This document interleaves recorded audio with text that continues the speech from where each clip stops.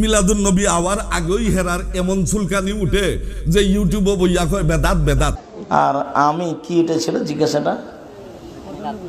মিলাদ। এইটা কি আর হয়? বাবাই যাবে না, দেহের শ্বাস থাকা গেলে হবে না, অজ্ঞান হয়ে গেলে হতে পারে। যদি আমার জ্ঞান না থাকে তবু যদি আমি কথা বলি তাহলে হয়তো হতে পারে, তাছাড়া সজ্ঞানে হবে না। এত বড় বিদাত হারাম নাজায়েজ কাজ আব্দুর রাজ্জাক বিন ইউসুফ বলতে পারে না। আল্লামা আহমদ শায়েখ আহমদ মোহাম্মদ আল কুস্তালানী রহমতুল্লাহি আলাইহির এক বেছা চুল যদি সিরা দেওয়া হয়, উর্দুতে কওয়া হয় বাল, চুলটা উর্দুতে কি কওয়া হয়? একটা বাল সিরা যদি দেওয়া হয়, রাজ্জাক বিন ইউসুফ কাজ্জাব গলতের মতো বর্তমান যুগের নবী বিদ্বেষী মিলাদ বিদ্বেষীদের উপরে যদি এক গেছা বাল ছিঁড়া দেওয়া হয়, আপনার এই বালের ওজনেরা গ্রহণ করতে পারবো? যার পক্ষে দলিল নাই আর এবাদত এবাদত না, এবাদত না, এবাদত না, এটা বাতিল, এটা আল্লাহ পর্যন্ত যাবে না। তাই তো আমরা বলি ঈদে মিলাদুন নবী পালন করো না, করো না, করো না। কারণ ঈদে মিলাদুন নবী রাসূল পালন করে নাই, জন্ম দিবস মৃত্যু দিবস সাহাবারা পালন করে না। আমরা বাবার জন্ম দিবস মায়ের জন্ম দিবস পালন করি না, নিজেরটাও করি না। এটা খ্রিস্টানদের সংস্কৃতি। উম্মতে মুহাম্মদের ঈমানওয়ালা ওই উম্মতের অবস্থাকে যে ঈমান সহকারে নবীর জন্মের গুণগান এবং আনন্দিত হয়, আল্লাহ তাকে জান্নাতুন নাঈম দান করবেন। দলিল লাগবে, ইবাদত করবেন, দলিল নাই, এটা ইবাদত হতে পারে না, এটা কবুল হবে না। ঈদে মিলাদুন নবী শব্দটাই কোরআন হাদিসে নাই, শব্দটা বাক্যটাই নাই। এই বেদাতগুলো আজকে আমাদের জন্য অনেক বড় খারাপ অবস্থা হয়েছে। জন্ম দিবস মৃত্যু দিবস ইসলাম এগুলা নাই, এগুলা হিন্দু খ্রিস্টানদের মাঝে আছে। কিন্তু আমরা এখন শুধু জন্ম দিবসই পালন করি না, রাসূলের জন্মদিন আমরা একটা ঈদও বানাইছি। মিলাদুন নবী আওয়ার আগেই হেরার এমন চুলকানি উঠে যে ইউটিউবে বইয়া কয় বেদাত বেদাত। আর একটাই দেখছি আবুল কালাম আজাদ নামের আরেক মৌলভী কয় আমি তো আগে মিলাদও পড়তাম, মিলাদও যাইতাম, মিলাদের অনুষ্ঠানও যাইতাম, সিন্নিও খাইতাম, বিরানিও খাইতাম, এখন কিতাব দেখা দেখছে সে এটা বেদাত। আপনি বলেন কিতাব দেখা সে বেদাত দেখছে না আল্লাহ তারে হেদায়েত দিবেন না বলে তার কপালে নবীজির আজমত এবং শান নাই বললা তারে সে বেদাত বুঝছে? এখন আমার যুগের ব্যাখ্যাকারী, আমার যুগের মুফাসসির কয় আবুল আহাবে সুয়াইবিয়ারে মুক্তি দিয়া সামান্য শান্তি পাইছিল, এই জন্য কি পাইছিল? সামান্য শান্তি পাইছিল, এই জন্য মিলাদকারীরা মিলাদ পালন কইরা সামান্য শান্তি পাইব। তারা হইল আবুল আহাবের দল। আরো জোরে বলতে হবে, তারা কি আবুল আহাবের দল না আল্লাহর দল? আল্লাহর দল আবুল আহাবের দল হয় কেমনে?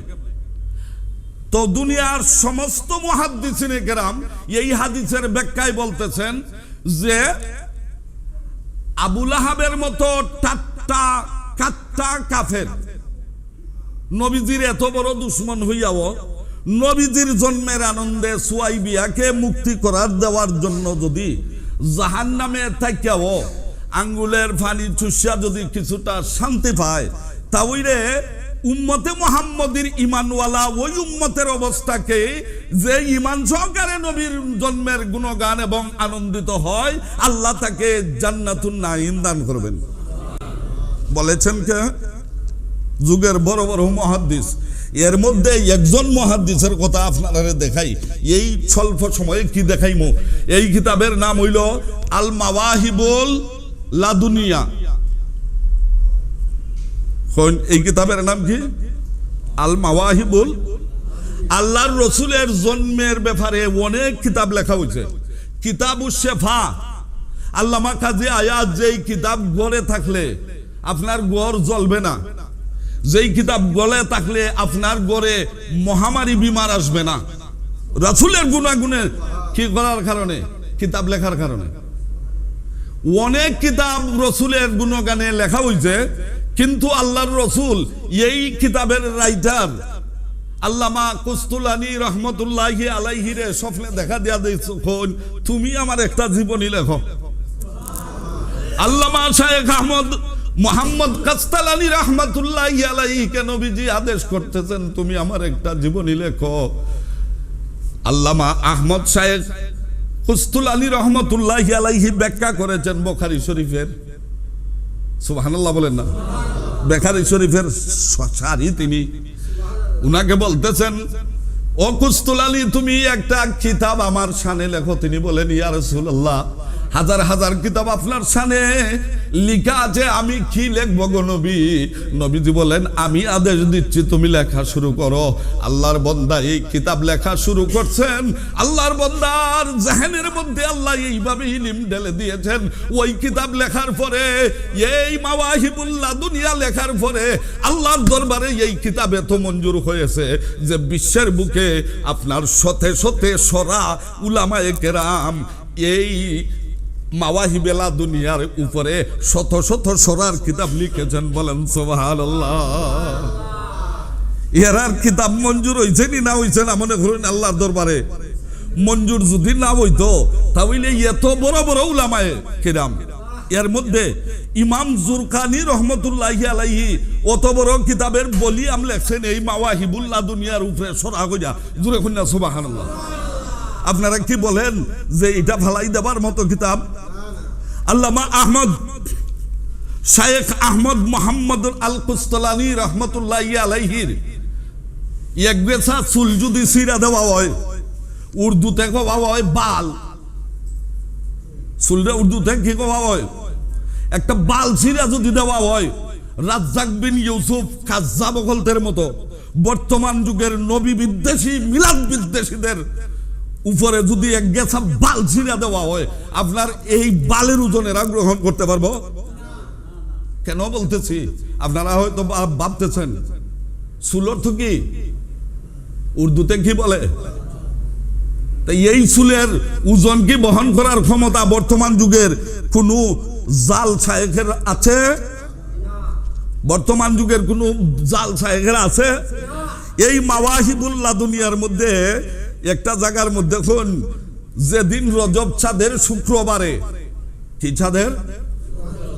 রজব চাঁদের শুক্রবাইরা রাত, বৃহস্পতিবার দিবাগত রাত্রে আল্লাহর নবীজির নূর মুবারক মা আমেনার গর্ভে যেদিন যায়, ওই দিন আল্লাহ পাক রব্বুল আলামিন ঘোষণা দিলেন, জান্নাতকে সাজাও, আসমান জমিনকে সাজাও। আর পৃথিবীর সমস্ত মহিলাদের পেটের মধ্যে রেহেমের তদারকি যেই ফেরেশতায় করেন, ওকিল ফেরেশতা ঘোষণা দিয়ে দিলেন, আমার নবীর সম্মানে এই বছরে নবীজির মায়ের গর্ভে নূর যাওয়ার সময় থেকে দইরা আপনার প্রসব পর্যন্ত যত মা গর্ভবতী হবে, কোনো মা যেন নারী সন্তান গ্রহণ করে না। আমার হাবিবের খাতিরে প্রত্যেকটা মা ছেলে সন্তান যেন জন্ম দেয়। নবীজির শান কি মনে করেন?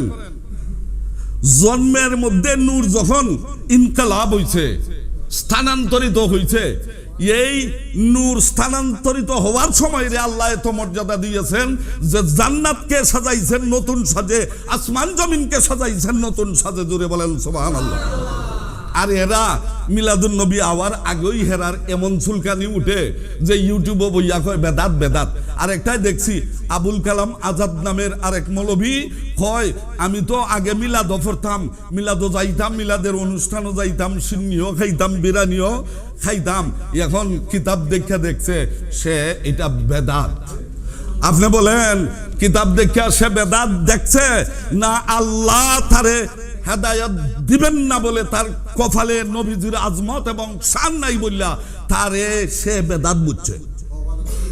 কপালে নবীজির মর্যাদা কি নাই, এই জন্য হে বেদাত দেখে।